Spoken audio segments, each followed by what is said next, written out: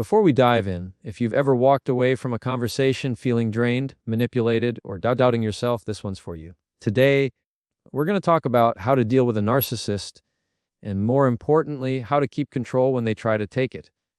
Let's get into it. Dealing with a narcissist isn't about winning the argument. It's about not losing yourself in it. Narcissists feed off attention, control, and emotional reactions. The more you try to explain yourself, the more fuel you give them to twist your words, question your worth, or paint themselves as the victim. That's why the first rule is simple: they crave reaction, not resolution. Every time you react emotionally, they win control of the tone, the focus, and even your peace. So the goal isn't to match their energy, it's to protect yours. When they interrupt you, dismiss you, or play the victim, don't respond with defensiveness. Respond with discipline. A narcissist wants you to argue so they can feel powerful. But the moment you stop feeding that chaos, they lose their grip. That's what they can't stand. You're calm. You don't win by shouting louder or explaining harder. You win by staying grounded while they spiral. If you find value in speeches like this, make sure you like this video, subscribe, and turn on the bell, because at the end, I'm sharing a pro tip that will completely shift how you handle toxic conversations from now on. They crave reaction, not resolution. That's the hardest truth to accept when dealing with a narcissist, because everything in you wants to believe that if you just explain it better, they'll finally understand. But they won't. They don't want understanding. They want energy. They want control. They want that spark that tells them they still have power over your emotions. Every sigh, every raised voice, every defensive word you give them is exactly what keeps them in charge of the moment. You could give them logic, facts, proof, even your heart. But none of it will matter because they're not looking for peace. They're looking for a performance. When you realize that, everything changes. You stop trying to convince and start conserving. You stop feeding the fire that burns you. Narcissists thrive on attention because it makes them feel important. They measure their worth through how much control they have over your mood. When you're upset, they feel powerful. When you're calm, they feel irrelevant. That's why they'll push your buttons, twist your words, and act offended by things you never said. Their goal isn't to solve the problem. It's to keep you emotionally hooked to them. It's a game of energy, and every time you engage, they win another round. The best way to disarm a narcissist isn't by outsmarting them, it's by refusing to play. That doesn't mean you stay silent out of fear. It means you stay silent out of strength. It means you choose peace over participation. When you stop reacting, you stop feeding their ego. When you stop chasing resolution, you start gaining control. But here's the challenge: your mind will scream that it's unfair, that you deserve to be heard, to be respected, to get an apology. And you're right, you do. But you're not going to get that from someone who sees every conversation as a competition. They're not listening to connect, they're listening to control. So the moment you raise your voice, they'll twist it. The moment you defend yourself, they'll shift blame. The moment you try to reason, they'll rewrite the story. That's why you have to remember, you're not talking to someone who wants resolution. You're talking to someone who wants reaction. So stop giving them the emotional access they haven't earned. Let them talk. Let them throw their words around like weapons. You don't have to pick any of them up. You can listen without internalizing. You can hear without absorbing. You can stay present without participating in the chaos. And when they realize they can't get to you anymore, you'll see their mask start to crack. Because a narcissist without control is a narcissist without identity. Your calm will frustrate them. Your peace will confuse them. Your silence will feel like rejection. But that's not your problem to fix. You're not responsible for managing their insecurities. You're responsible for managing your energy. And the most powerful form of control you can exercise is emotional detachment. You don't need to prove who's right. You just need to protect what's yours: your mind, your peace, and your self-respect. When you respond instead of react, you shift the power dynamic. The conversation no longer revolves around their manipulation. It revolves around your composure. And that's what they can't stand: losing control of the narrative. So they'll push harder, say crueler things, pretend to be the victim just to pull you back in. Don't take the bait. Every time you choose to stay calm, you remind yourself that your emotions belong to you, not to them. It's not weakness to walk away from someone who feeds on conflict. It's wisdom. It's maturity. It's power disguised as peace. You're not ignoring them. You're prioritizing yourself. And the more you practice that control, the easier it becomes. You'll start to notice how little their words actually matter when you stop reacting to them. You'll see how much stronger your silence feels when it's backed by confidence instead of fear. Because the truth is, narcissists can't manipulate what they can't move. The moment they realize they can't provoke you, they lose the only leverage they ever had. That's when you win, not by defeating them, but by refusing to play the game in the first place. They crave reaction, not resolution. So starve their need for chaos by feeding your need for peace. Your silence is power, not surrender. Most people think silence means weakness. They think staying quiet means you've given up, that you've accepted defeat, that you don't have the strength to speak. But the truth is, silence is one of the strongest forms of communication there is, especially when you're dealing with someone who wants to provoke you. It's not about shutting down, it's about showing that your peace is more valuable than their noise. Silence doesn't mean you have nothing to say. It means you don't owe your energy to someone who wouldn't understand it. When a narcissist or anyone driven by ego tries to pull you into an argument, they want to see your reaction. They want proof that they can still control your emotions. They feed off your anger, your frustration, your need to explain yourself. Every word you say gives them fuel. But when you respond with silence, you take away their supply. You show them that their words don't define you and that your emotions are not up for negotiation. That kind of power can't be faked. It's felt. It's the kind of power that comes from someone who knows who they are and doesn't need to prove it. Silence isn't a lack of courage. It's a sign of discipline. It means you've learned to master your emotions instead of letting them master you. It means you've reached a point where validation from someone else is no longer necessary for your peace. You no longer need to win every argument because you understand that winning peace is far more valuable than winning points. Silence is not submission, it's control. It's the ability to stand tall without saying a word. It's the quiet confidence that says, I don't need to prove my worth to you. People who misunderstand your silence will call it avoidance. They'll say you're weak, passive, or detached. But the truth is, silence protects your energy from being wasted on people who aren't ready to listen. When you stay silent, you're not running away. You're stepping back to maintain perspective. You're choosing clarity over chaos. You're letting time reveal what words can't fix. The person who can stay silent in the face of disrespect has already won because they've refused to let the situation control their state of mind. When you choose silence, you create discomfort for those who thrive on reaction. Narcissists can't stand silence because it takes away their sense of control. They'll push harder, trying to provoke you into breaking that silence because your calm exposes their chaos. But here's where you stay strong. You remind yourself that you don't owe anyone an explanation for your peace. You're not ignoring them. You're protecting yourself. You're choosing not to give energy to someone who doesn't deserve it. You're teaching them that access to your emotions is a privilege, not a right. Silence is also a mirror. It reflects the truth back to the other person. It forces them to sit with their own behavior without your reaction to distract them. That's why silence feels so powerful. It exposes what words often hide. Sometimes the best way to make someone see what they've done is not by shouting louder, but by stepping back and letting their actions echo in the space you've created. Silence creates accountability without confrontation. It lets the truth speak louder than any argument ever could. But silence doesn't just affect them, it changes you. It teaches you to be comfortable in restraint, to find strength in stillness. It sharpens your awareness and deepens your control. You begin to see that peace doesn't come from fixing others. It comes from managing yourself. The more you practice silence, the more confident you become in your ability to handle conflict with grace. You start to recognize that not everything deserves a response, and not everyone deserves a reaction. That's not indifference. That's emotional intelligence. There's a certain freedom in silence. It frees you from needing to be understood by everyone. It frees you from the chaos of endless explanations. It frees you from reacting to every jab, every insult, every attempt to provoke you. Because when your peace matters more than being right, you've already won the battle most people are still fighting. Silence is power because it keeps you in control of what really matters, yourself. So the next time someone tries to bait you into conflict, remember this: silence doesn't mean you're losing. It means you've evolved. You're no longer reacting out of impulse.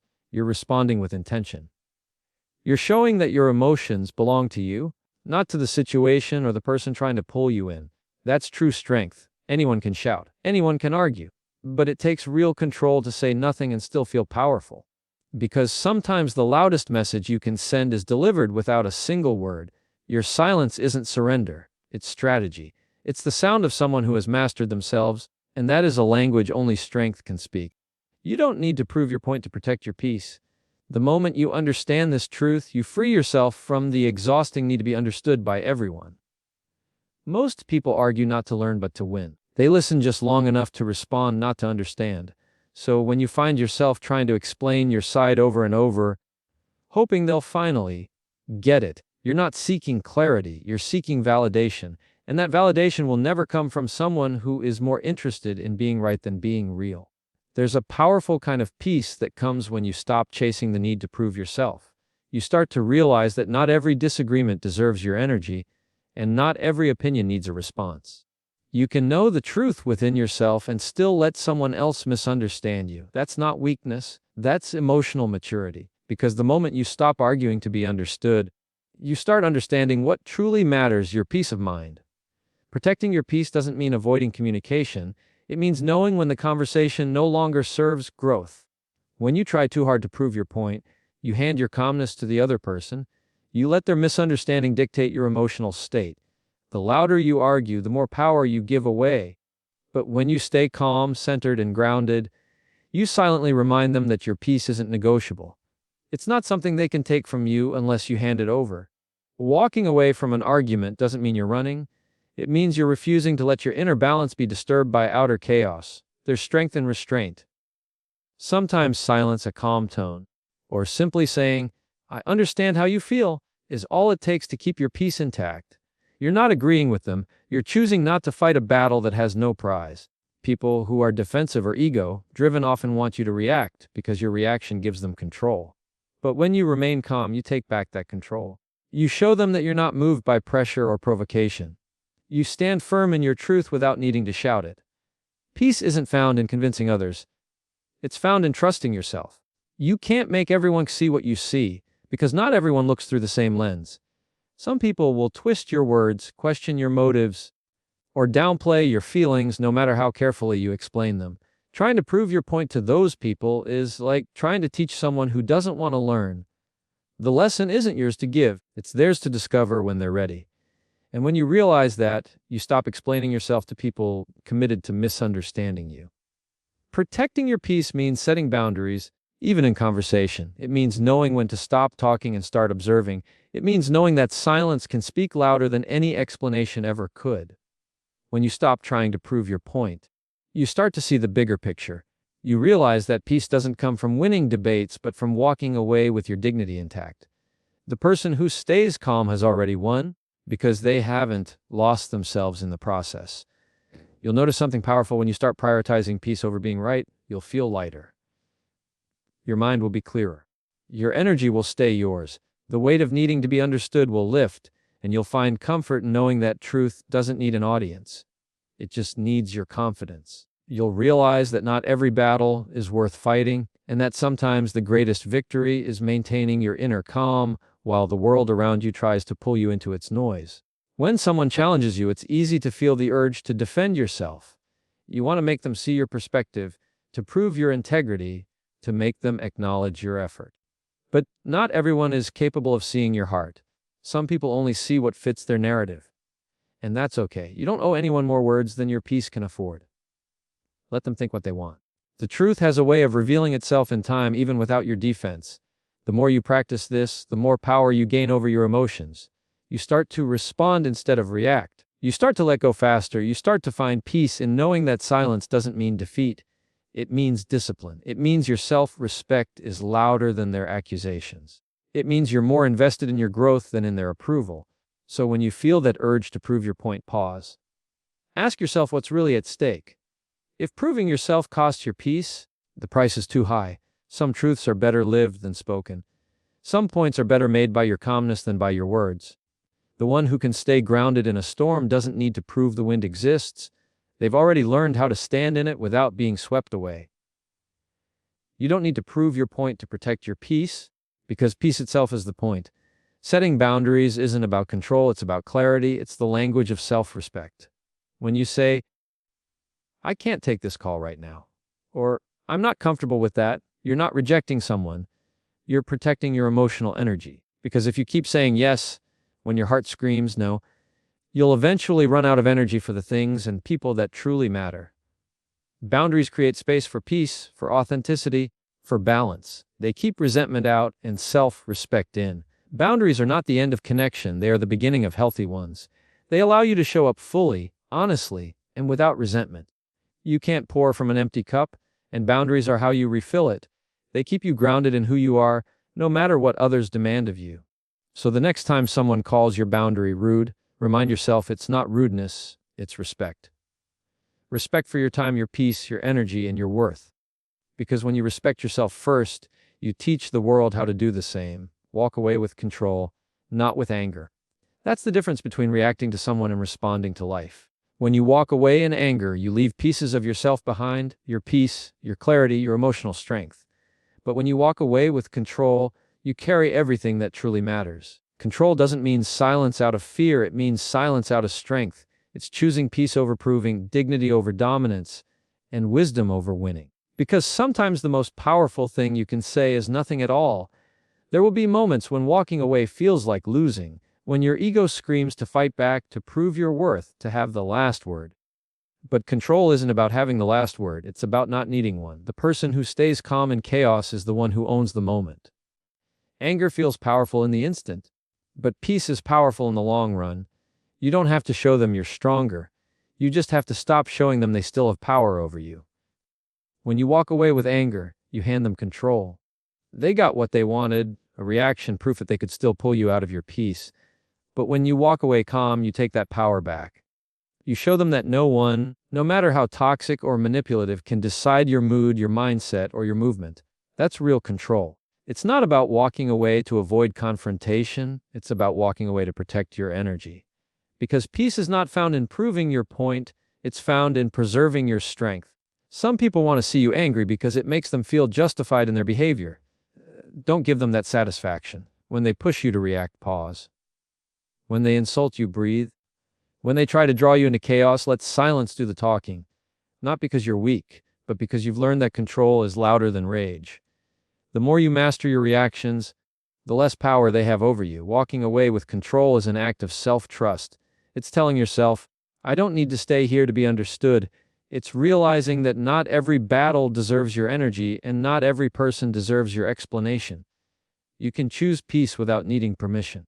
You can leave the room without leaving your power behind. It's not about ignoring the situation, it's about understanding that your response is your responsibility. The moment you stop trying to control others and start mastering yourself, everything changes. Control means protecting your peace even when your emotions want to explode. It's reminding yourself that reacting in anger doesn't heal, it only feeds the fire. Every time you walk away calmly, you're not running from the moment, you're rising above it. You're proving to yourself that you no longer move from ego, but from awareness. That's emotional intelligence in action, that's growth. And here's the thing, walking away doesn't make you cold, it makes you clear. It means you've finally learned that you don't have to attend every argument you're invited to. You can't fix a person who thrives on control, but you can control how you respond to them. And sometimes that's all it takes to completely change the dynamic.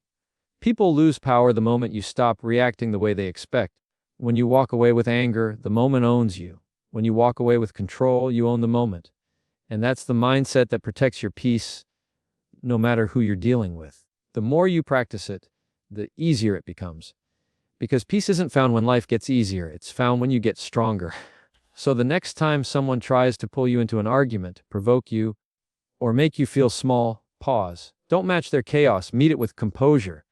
You're not walking away because you're weak, you're walking away because you've grown. You're not avoiding the issue, you're avoiding losing yourself in it. Pro tip, the next time you feel your anger rising, don't try to fight it, observe it. Take one slow, deep breath before you respond. That single breath separates impulse from intention. That's your moment of control.